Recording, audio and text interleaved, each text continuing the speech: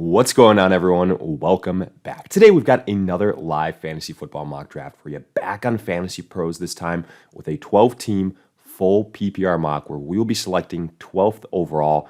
Last overall pick should be pretty interesting here. A roster, 1 quarterback, 2 running backs, 2 wide receivers, a tight end, a flex, and then 5 bench spots. But that's pretty much it, so let's kick this thing off. And while we wait for it to load, a quick reminder, if you enjoy, hit that like button, subscribe, give us a follow on Twitter at AllDayPigskin to continue interacting with us there. Let us hear it in the comment section. Agree, disagree with these picks, along with any other questions you guys might have. We'll do our best to answer them all. But with that being said, let's dive into this thing. And as I mentioned before, this is a 12-team full PPR mock. We're drafting last overall. And I figured this would be a nice comparison, kind of contrast. We did a 12-teamer where we picked first overall not too long ago, this time on the other side of the extreme with the last overall pick. But let's break down the first 11 picks at this point in time. We have Christian McCaffrey, CeeDee Lamb, Tyreek, Jamar Chase, Justin Jefferson, Amon-Ra St. Brown. I think you can argue Amon-Ra should be higher than Justin Jefferson. Then Bijan, then Breece Hall. I think those two guys are interchangeable. Followed by Garrett Wilson, A.J. Brown, Puka Nacua. So I was really hoping that one of the 3 next best running backs would be drafted here before my selection, that being either Jahmyr Gibbs, Jonathan Taylor, or Saquon Barkley. The reason I say that is because then one of Garrett Wilson, A.J. Brown, or Puka Nacua would have dropped to us. And I feel like, especially when you're picking one of these extremes, starting off with a running back wide receiver combo usually leads to some better builds, especially if one of those wide receivers can be one of those tier 1 or borderline tier 1 guys. So unfortunately, we don't quite get as lucky, but let's make our selections nonetheless. And I think that one of our picks will be Jahmyr Gibbs, high upside guy in full PPR. More of a pass-catching guy than Jonathan Taylor or Saquon Barkley. I view Taylor and Barkley pretty closely in terms of what they can deliver. So let's get Gibbs, who fits a little bit of a different mold as our first selection. And then, I'm sorry, but I'm not going to select Devontae Adams or Chris Olave or Ayuk this early on. I'm going to go with another running back. I'm going to go with either Saquon or Jonathan Taylor here. I have been going Saquon Barkley typically. I do think he is on the higher, octane type of offense with the more proven veteran quarterback. Like both these guys, Barkley and Jonathan Taylor, are going to lose rushing upside to their respective quarterbacks. I'll go with Barkley. I think he's slightly the better pass catcher. But again, if you want to go with Jonathan Taylor, I have zero issues with that. So with that being said, let's see what will be available to us now in the end of the 3rd round. Pulling up our draft board, we have the following selections that took place afterwards. Marvin Harrison, Drake London. You guys know how I feel about Marvin Harrison. I think it's way too early to select him at this point in time. Drake London, I really do like. I think he's going to have a breakout season, but I thought the value for Saquon Barkley was a little bit better. Then Jonathan Taylor, then Devontae Adams, and then a run of wide receivers here with Adams, Ayuk, Olave, Nico Collins, Jalen Waddle. This is one of the earlier spots I've seen Jalen Waddle go. Typically, I'm used to him being a 3rd round selection, but he definitely has, the pedigree, the track record to be a late 2nd rounder. Travis Etienne, Josh Allen, Deebo Samuel. I think this is too early for Josh Allen. I still have Jalen Hurts if I want him available. And in fact, I could have a little bit of a stack with Jalen Hurts and Saquon Barkley. And then that way I capitalize on all the rushing touchdowns of the Philadelphia Eagles. I typically haven't done that before, but something to think about right now. Then in the 3rd round, Mike Evans, Isaiah Pacheco, Michael Pittman, Travis Kelce, Devon Achane, Kyron Williams. Kyron Williams dropping to the middle of the 3rd round seems like tremendous value. Then Derrick Henry, Rachaad White. I would have taken Rachaad White ahead of Derrick Henry, especially in full PPR. Sam Laporta, 2nd tight end drafted, then Josh Jacobs, James Cook. So here are a couple things that stand out to me. Let's look at our cheat sheet. Obviously, we don't have a wide receiver yet. Cooper Kupp is the guy that I would go with here as my first wide receiver. DJ Moore, you know, he's a high upside guy coming off a great season, but I think with Keenan Allen there, I think with Roma Dunze there, like that upside is going to be really, really capped. You've also got a rookie quarterback, as great as he can be, and I believe will be. It's something to consider. So DJ Moore is probably not going to be the pick for me. Like honestly, right now I'm really, really tempted to go with Alvin Kamara and have Gibbs, Barkley, and Kamara, and then select Cooper Kupp.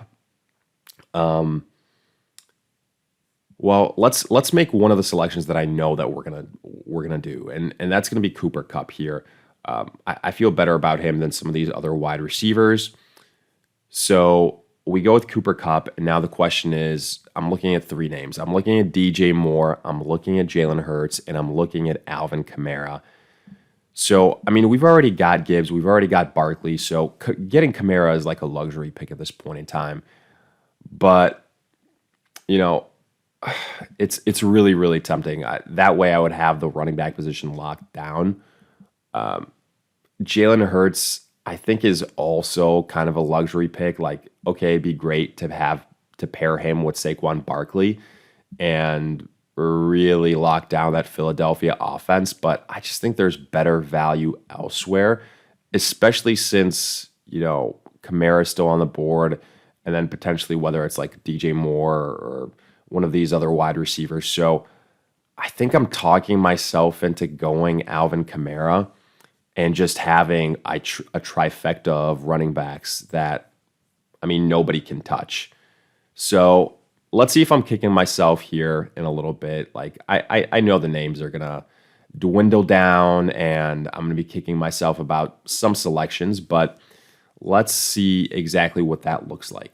So after our Alvin Kamara selection, you see Joe Mixon. Makes a ton of sense. The next best available running back, Devonta Smith, Lamar, Jalen Hurts.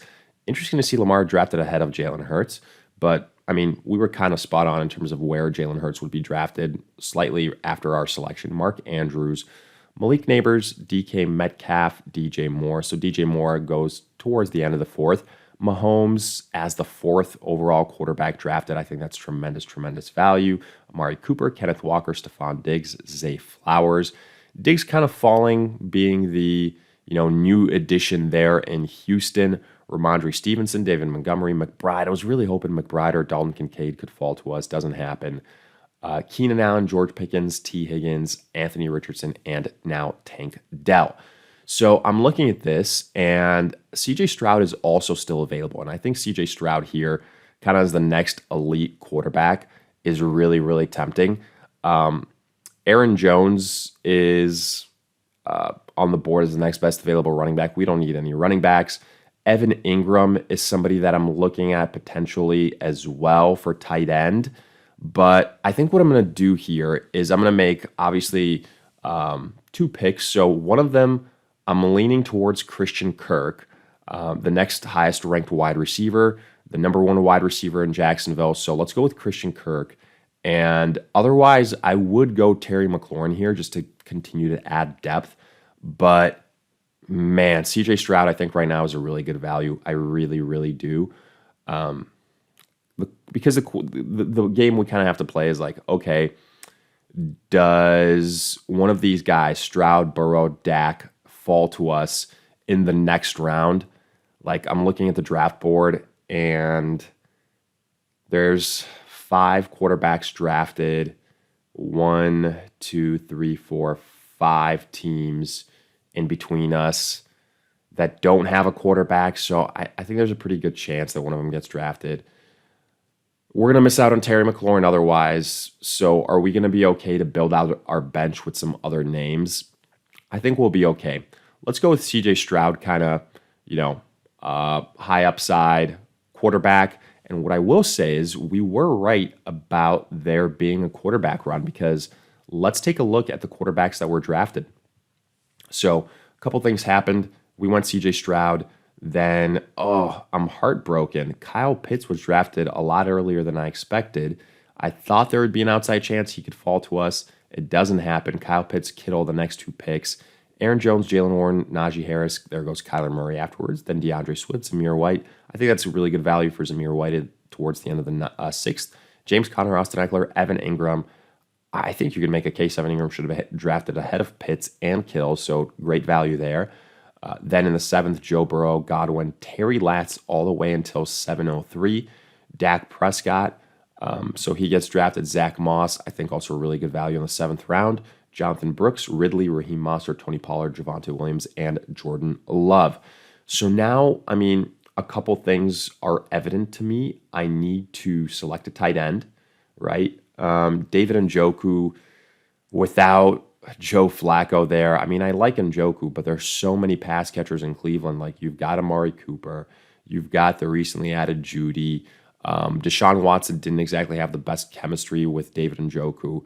I think Jake Ferguson could be like a sneaky pick in Dallas. He had a nice little year in 2023, and I think there's going to be times where he's the number 2 guy behind CeeDee Lamb. Like, I realize Brendan Cooks is still there, but Ferguson is going to stay involved in what I think should be a high-octane offense.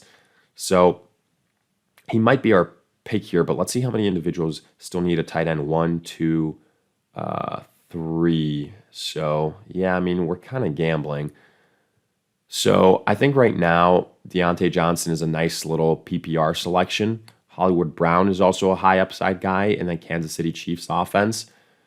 I'm probably going to lean Hollywood Brown, honestly. I'm looking for like just high upside, like a boom guy. I think Hollywood Brown does fit that a little bit more than Deontay Johnson. I think there's going to be a little bit more consistency with Deontay, but not quite the same ceiling, if that makes sense. I'm set on running back. I'm not even contemplating it. So I think here I'm going to select Hollywood Brown, and then I do think it's a slight reach, but I'm going to select Jake Ferguson at tight end. So he doesn't even show up on our list yet. And yes, to answer your question, I do have Marquise Brown ranked ahead of Rashee Rice, because I wouldn't be shocked if, there's some type of discipline for Rashee Rice in Kansas City. I'm going to Marquise Brown here, add him to our bench. And then I believe I mentioned it already. I'm going to go with Jake Ferguson over David Njoku. I just think that he's going to see more consistent volume than Njoku. So we get Jake Ferguson, and if we really want to, we can take a flyer on TJ Hawkinson, right? At tight end, whenever he does come back from his pretty serious injury from last year, his knee injury, banking on just the talent to end up winning out, and him still being an integral part of that offense. But it's definitely a big gamble, I would say. As far as wide receivers here, I think we've reached the point where you just go upside. You go high upside wide receivers. Addison, I do like Addison, but if I'm going to go invest a pick in TJ Hawkinson, I'm not also going to draft Addison.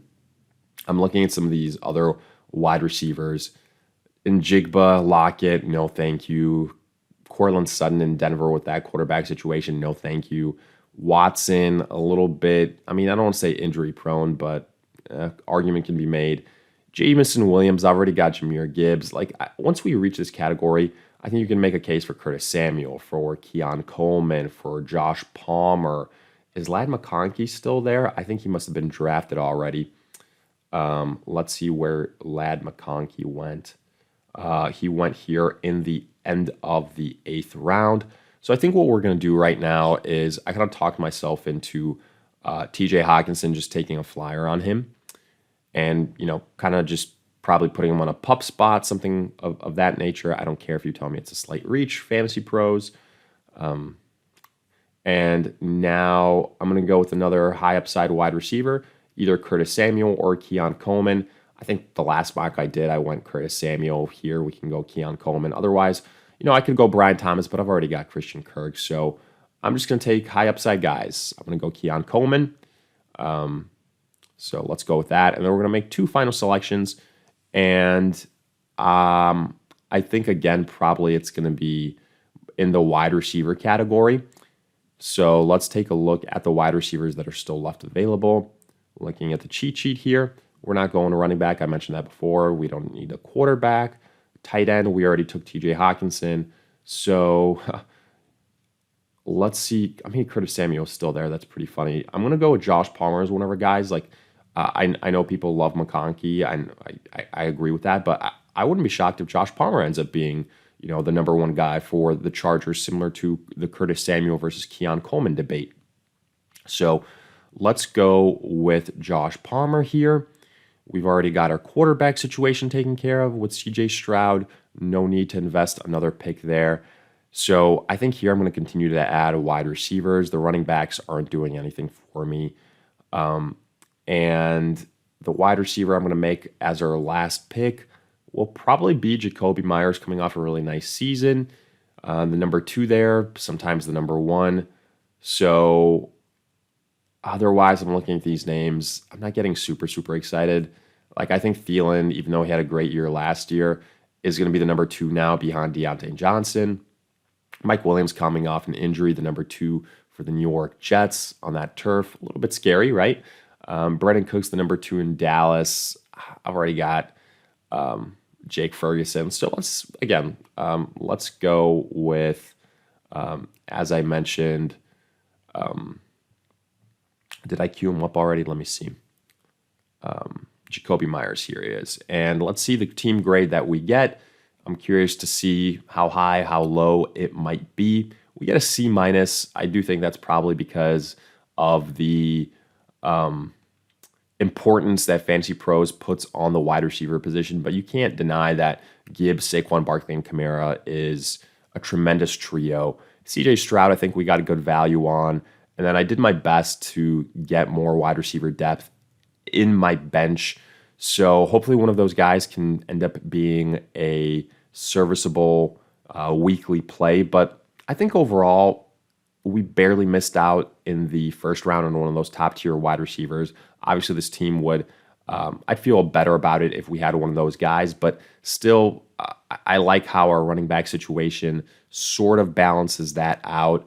And I like the wide receiver chances we took on our bench. So I would rank this a little bit higher than a C-. I think probably a B- or a C+. But hey, let me know your thoughts along with any other questions you guys might have. We'll do our best to answer them all. If you enjoyed, hit that like button, subscribe, give us a follow on Twitter at All Day Pigskin to continue interacting with us there. But in the meantime, we'll see you guys in future videos.